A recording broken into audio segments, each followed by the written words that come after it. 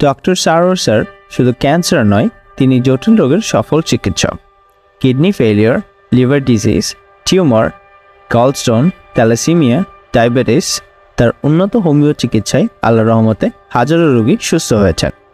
প্রচলিত পদ্ধতিতে যেখানে শরীর দুর্বল হয়ে যায়, ডক্টর সারোয়ার স্যারের হোমিও পদ্ধতিতে রোগ প্রতিরোধ ক্ষমতা বাড়িয়ে ক্যান্সারকে মূল থেকে নির্মূল করে। সুতরাং সিরিয়াল দেওয়ার জন্য আজই যোগাযোগ করুন নিচে দেওয়া নাম্বারে।